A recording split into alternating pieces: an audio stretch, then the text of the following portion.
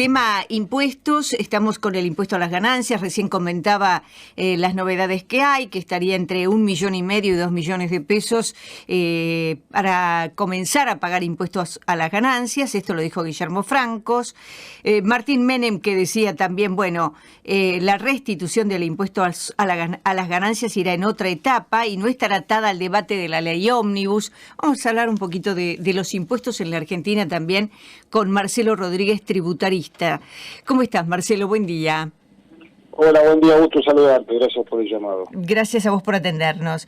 Bueno, ¿cómo ves el tema del impuesto a las ganancias con esa base? Por lo menos la base que mencionan, entre 1,5 millones y 2 millones de pesos.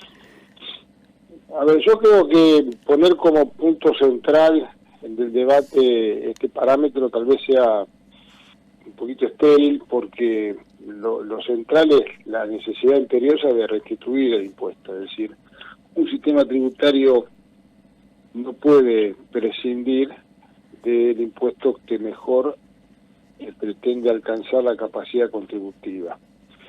Entonces, como primera cuestión, debiera reinstalarse y dar por tierra la desafortunada decisión del gobierno anterior de impulsar una ley que finalmente fue sancionada por el Congreso, en virtud de la cual los empleados en relación de dependencia dejan de pagarlo. Dicho esto, yo entiendo que puede ser razonable fijar un valor, suponte en 1.900.000, 2 millones, pero considero que hay que definir con qué periodicidad se va a actualizar esto. Yo creo que esto debería actualizarse bimestralmente, trimestralmente, y nada de contemplar la inflación que vamos teniendo. Vos imagínate que la primera versión, allá por el mes de enero, contemplaba 1.200.000, hoy estamos en 1.800.000, sería aplicable a ese primer parámetro el IPC del trimestre, con lo cual lo biológico. Ahora, dicho esto, el impuesto contempla la chance, como decía, de merituar las especiales características del individuo. No es lo mismo el individuo que tiene 4 hijos y que tiene, suponte, a su cargo a su padre y a su suegra, sí, que un individuo que es soltero. No, la riqueza de la ley es permitir la chance de contemplar ciertas deducciones en función a esas cargas de familia. O el individuo que alquila la propiedad donde vive, se podría actualizar ese parámetro que está muy por debajo de la realidad que estamos sobrellevando, o aquel que tiene gastos médicos, o ciertos gastos vinculados con la actividad, o no sé, un individuo que tiene la necesidad de utilizar su automóvil para ir a trabajar, puede deducir tan solo 7.200 pesos como gastos en el año. 7.200 pesos en el año, cuando llenar un tanque de nafta hoy día sale 60.000 pesos. Es decir, repito, no creo que sea relevante o lo más importante definir tan solo el parámetro a partir del cual hay que pagar el impuesto, sino un replanteo de la ley que incluya también, por ejemplo, las alícuotas de imposición para hacerlo lo más progresivo posible. En consecuencia, tomando estos parámetros, bueno, reinstalemos el impuesto y obliguemos a pagar a aquellos que tengan la capacidad contributiva necesaria. Ahora, yendo a cuestiones también necesarias, no tan solo debiéramos estar hablando de ganancias, si el Congreso imperiosamente debiera estar atacando ganancias. Hoy estamos a 8 de abril y, digamos, si el Congreso no toma el tema, habrá las empresas de tener la necesidad y la obligación de cobrarle impuesto a las ganancias a los asalariados, a uno de ellos, por el año 2023, porque en el año 2023 se impulsó del Poder Ejecutivo un decreto que permitió que muchos asalariados paguen menos impuestos a partir de la modificación de las tablas de imposición. Eso el Poder Ejecutivo no lo puede hacer, entonces el Congreso lo tiene que ratificar, y lo tiene que ratificar antes del 30 de abril. Claro, bueno, el gobierno ya dijo que no lo iban a hacer retroactivo, ¿no? Sí, pero el gobierno no lo puede hacer. Lo tiene que hacer el Congreso, claro. Lo tiene que hacer el Congreso, es decir, no lo van a hacer retroactivo. Está bien, pero si no hace el Congreso, si el Congreso no sanciona una ley que convalida que lo que se hizo por decreto el año pasado está bien, estuvo bien hecho, pues entonces, y no hay mucho tiempo, porque estamos 8 de abril y esto lo tiene que hacer hasta el 30 de abril. Suponte que el Poder Ejecutivo postergue un mes más la obligación de los empleadores de cerrar el año 2023, porque eso se hace al 31 de marzo, se postergó el 30 de abril. Es decir, sigue pasando el tiempo y no sabemos qué va a pasar al respecto. ¿Qué va a pasar? Bueno, no va a ser el reactivo del 2024. Bueno, siempre y cuando, digamos, el Congreso derogue la imposición celular, que es lo que está vigente para el 2024, reinstale ganancias, y cuando se reinstale ganancias, la entrada en vigencia de la reforma sea ponerle 1 de mayo. Pero eso lo tiene que decir una ley del Congreso Nacional. ¿Entendés? Entonces, si el Congreso sigue sin tratar el tema y seguimos demorando si se dilatan las cosas que hay que definir, bueno, claro, vamos a estar siempre parados en la misma baldosa. Entiendo el punto donde querés llegar. La presión tributaria en nuestro país, Marcelo, es de las más altas de América Latina. ¿Cómo ves esto? ¿Realmente que agobia a las pymes, a los comercios, a los empresarios, inclusive a los consumidores, ¿no? Sí, María, son frases hechas. Son frases hechas. Es decir, los argentinos tenemos la mejor carne del mundo. Está bien. Bueno, uno que ha viajado es la mejor carne del mundo, pero hay otros lugares que tienen buena carne. O no sé, Argentina tiene las mejores playas del mundo. Bueno, se pagan muchos impuestos, sí, pero hoy está todo tan distorsionado. Que yo te diría que los que tienen mayor presión fiscal son los consumidores, los asalariados, que están receptando el impuesto inflacionario, están receptando el embate de las provincias que incrementan discrecionalmente el impuesto a los ingresos brutos y las tasas municipales que se incorporan en el precio de los alimentos, están soportando la carga que tienen los bienes que se importan. Y las empresas sí pagan impuestos, obviamente, pero hay que analizar detenidamente qué impuestos pagan.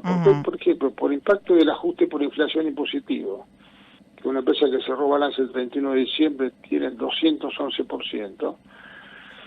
Es muy probable, porque nos está pasando en la mayoría de las empresas que estamos liquidando, que no les dé a pagar impuestos a las ganancias.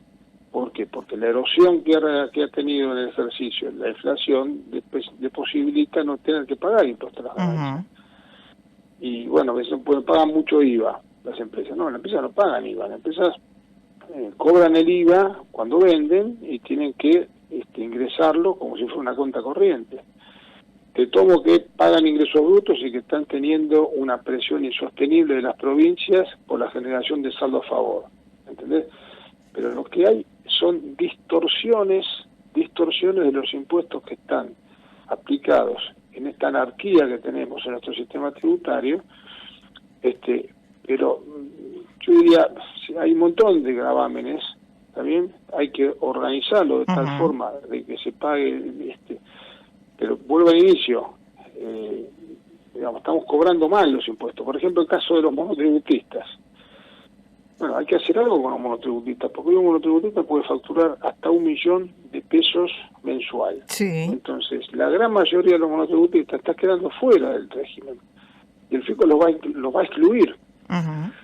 Entonces, los médicos, los abogados, los ingenieros, los arquitectos o los cuentapropistas, un peluquero, un individuo que tiene un comercio, te consultan, mira, tengo que dejar de facturar, porque si sigo facturando, salgo del régimen. Y bueno, ¿y cuándo se va a contemplar esto? Porque hay un proyecto que va a triplicar estos parámetros. Está bien, pero no se trata, y el que tiene que tratar esto es el Congreso. Entonces, el sistema político está pensando en la negociación de si van los gobernadores, y dicen que sí, los oficialistas, los opositores, o los que están cerca del oficialismo, los opositores dicen que no, y sigue pasando el tiempo y esto no se resuelve. Entonces vos decís, la presión fiscal es altísima. Sí, es altísima para sobre todo los consumidores y los asalariados que sufren este desaguisado que es el sistema tributario, donde cada gobernador, cada intendente o incluso el gobierno nacional hace su propio negocio, porque el gobierno nacional está hoy financiando su gasto con el impuesto país, con las retenciones a las exportaciones, con el impuesto al combustible y fundamentalmente con el impuesto que se cobra en las importaciones, también el impuesto país, ya lo mencioné. Bueno, son todos impuestos que no coparticipa y bueno, cuanto mayor movimiento haya al respecto, va generando ingresos, no paga las cuentas, con lo cual genera superávit, y los gobernadores incrementan ingresos brutos, generan saldo a favor. Entonces tenemos un sistema tributario anárquico con todas estas distorsiones. Donde también hay que intervenir, ¿no? Porque si, como decías vos, las distorsiones siguen estando, la anarquía persiste también. Claro. Yo te tomo que la tapa de los matutinos dicen si hay acuerdo. Bueno, se enfrió el acuerdo. Hay acuerdo, se enfrió el acuerdo. Lo cierto, lo concreto, es que ya estamos transitando abril. Holgadamente estamos, la semana que viene estamos a mediados de abril. Sí, claro. Y bueno, todo eso, estas cuestiones, bienes personales, por decirte algo. Bienes personales de este proyecto lo que haría es permitir una baja de la tasa de imposición de forma retroactiva al año 2023. Entonces, por decirte algo, un individuo que tiene bienes en el exterior, hasta el 31 de marzo tenía tiempo para traer una parte, el 5% de lo que tenía de sus bienes en el exterior, para permitirse reducir la tasa del impuesto del 2.25 al 1.75. Bueno, eso se postergó el 30 de abril. Se postergó del AFIP. ¿Por qué se postergó? Porque el proyecto de ley permite que esa tasa de imposición por ley automáticamente baje. Entonces no tiene sentido la repatriación de esos bienes. Entonces el cliente te dice, ¿traigo la plata? ¿No traigo la plata? Bueno, luego se postergó hasta el 30 de abril. Bueno, esperemos al 30 de abril. Esperemos qué cosa. Y que el Congreso Nacional se reúne, pero hasta que se defina el proyecto de ley, vaya a comisión, la comisión lo mande a la Cámara de Diputados, se aprueba. Eso es todo un camino, sí, se va dilatando.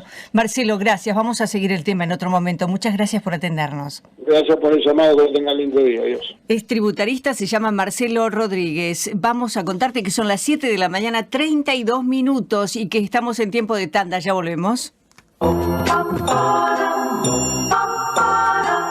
Reportajes y entrevistas en profundidad.